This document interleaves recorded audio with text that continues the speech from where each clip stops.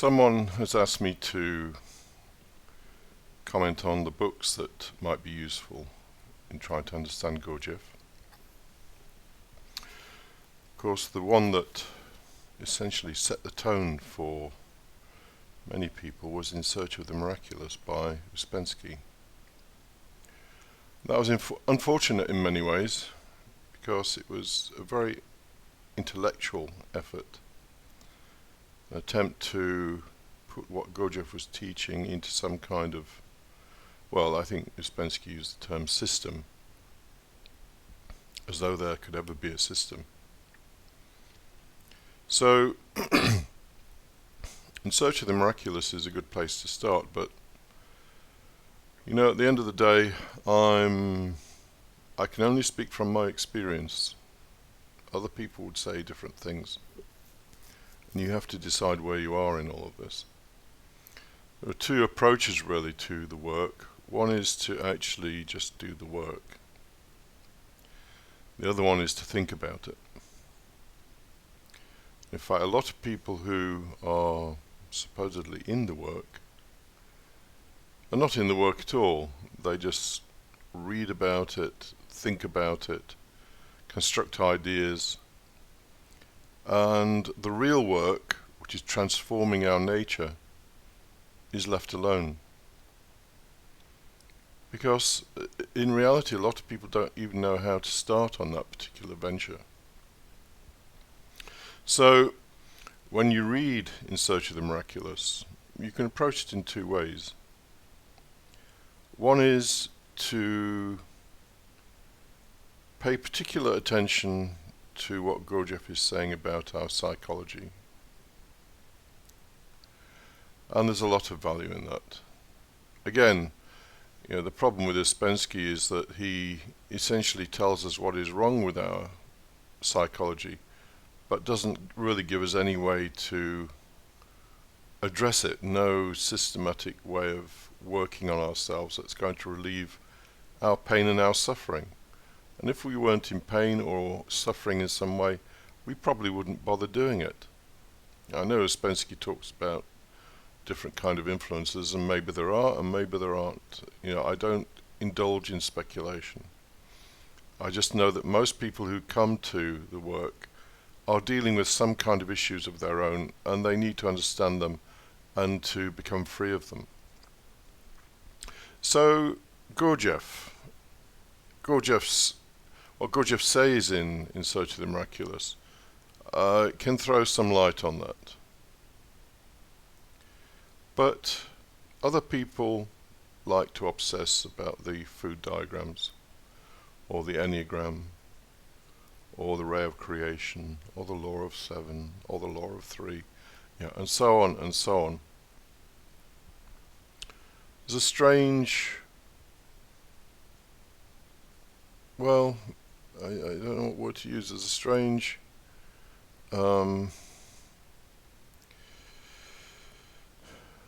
action here that should never have taken place, because what many people do when they get hold of In Search of the Miraculous is they fill their heads with more stuff. Ouspensky, as I don't know if many people know this, but Ouspensky did not die a happy man. And in fact, at the end of his life, he told people to abandon the system. So effectively abandon things that they might have been working on for 30 or 40 years, and to go their own way. Well, that must have been quite devastating for a lot of people, having constructed all this intellectual clutter in their minds, the food diagrams, the law of three, making sure that there were three forces at work whenever they did anything. This is not what it's about. The opposite is what it's about. It's about freedom, inner freedom. And you cannot be free inwardly if you are carrying around some huge mental superstructure that you're using to try and conduct your life. In fact, you may go insane, as some people did who worked with and followed Gurdjieff. So, In Search of the Miraculous is a useful book, as long as you avoid the over-intellectualization, which is not really what the whole thing is about. If you want a practical book, then one of the best books out there is a small book called Self-Observation by a character called Red Hawk. I don't know why he calls himself Red Hawk, but it's a fairly cheap book, and it's a heart-rendingly honest book. He talks about himself with a frankness that is quite moving, and because of that it's quite a real book. So he talks about self-observation.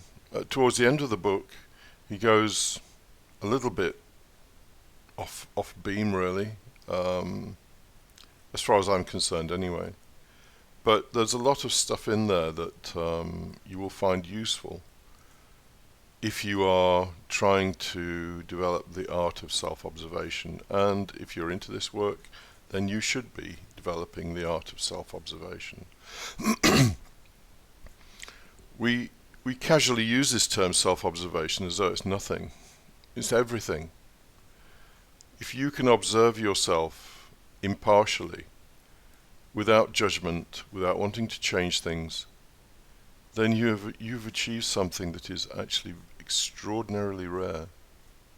Maybe 1 in a million people achieve that, maybe less than that in actual fact. And with that will come an inner freedom and an inner joy that very few people know. So this book, Self-Observation by Red Hawk, is definitely a book you should get hold of. There are of course literally hundreds of books on Gurdjieff. It depends where you want to go. If you want to pursue an intellectual route, and I would suggest that you don't pursue an intellectual route because it's a dead end. But if you do want to go that way, then read John Bennett, The Dramatic Universe. I have an academic background. When I got hold of that many years ago, I just thought I'd found the answer to life, the universe, and everything. And after many years of reading it, in the end I just abandoned it because it was just, I was going nowhere. My inner state was just the same, if not worse, than it had been when I started the whole thing. So we come to an important point here. I was fortunate enough to know a couple of people who knew Gurdjieff.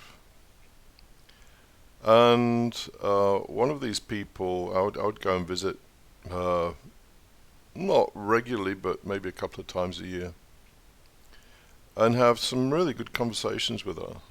And what you find is that the popular notion of what Gurdjieff is about is wholly wrong, and Ouspensky bears a responsibility for that to some extent. Because Gurdjieff was not some theory-laden philosopher who was hell-bent on making life difficult for people. He could make life difficult for people, but he was all about liberating people. And in fact, I once went to the Prairie in Fontainebleau. It's now some kind of care home for old people, I think. But quite illegally, I sort of walked around the grounds. And there's still a feeling there. And it's a feeling I'll never forget, a feeling of a beautiful lightness. And that lightness is something that is lost in the transmission of what Gurdjieff tried to do. Beautiful light joy. That impression will stay with me forever. And that's really what we're after. We're not after 100 tons of theoretical stuff that we can push into our heads. So, in my conversations with the people who knew Gurdjieff, it became very clear that his approach It's very similar to Zen. Zen is an unloading process. It's a process of learning how not to do, but how to be. So one of the best books, and you don't have to become a Zen practitioner, but one of the best books is a book called Zen Mind, Beginner's Mind by a character called Shunryu Suzuki. And it's a beautiful book, and it's a book I still go to over and over again, just for some very plain, simple insights into the nature of our existence and the nature of my own existence. Another book is Zen and the Psychology of Transformation by Hubert Benoit. Now, Benoit actually studied with Gurdjieff for a while. He was a psychologist. Actually, I'm not sure whether he was a psychologist. I think he might have been a practicing psychiatrist. I'm not sure. But anyway, he studied Gurdjieff. Interestingly enough, he also studied Spinoza. And the Zen and Psychology of Transformation is just a wonderfully liberating book. And, of course, in mainstream Gurdjieff speak, these books probably wouldn't typically be mentioned. The book by Madame de Salzman is probably the book that many people would mention, the book by Margaret Anderson, and so on and so forth. But I personally found not a great deal of value in what you might call mainstream workbooks. And that might just be me. But as I say, I was blessed with the opportunity to meet people who'd known Gurdjieff, so I got a different view on the whole thing. So the Zen and Psychology of Transformation will explain very, very adequately what this work is all about. And in fact, Benoit wrote some other books as well. I think one of them was called Letting Go or Let Go, which is supposedly his masterwork. In fact, Osho, Bhagwan Sri Rajneesh, his other name, said that Zen and the Psychology of Transformation was the most significant book on spiritual matters over the 20th century.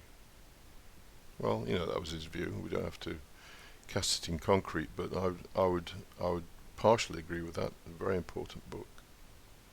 So if you want to understand Gurdjieff, then really you need to step outside of the mainstream sort of Gurdjieff ghetto a little bit and see what other people have said. And in fact, I read a wide variety of books. I read the Stoics. I read Spinoza a huge amount because, although it's very difficult, there's some very profound insights in there, and I shall be producing more videos on Spinoza because it helps to understand Gurdjieff, oddly enough. And in fact, the teacher that I have now studied both Gurdjieff and Spinoza, which is fairly useful for me. So there we are. There's 4 or 5 books. Self-Observation by Red Hawk, Zen Mind, Beginner's Mind by Shunryu Suzuki, Zen and the Psychology of Transformation by Hubert Benoit, and also, I forgot to mention, the Tao Te Ching. You'll get some wonderful insights from that. Ultimately, though, it's all about practice. And the very first book I mentioned there, Self-Observation by Red Hawk, is a book about practice. And because of that, it's maybe one of the most valuable of those books. Anyway, I hope that's been useful.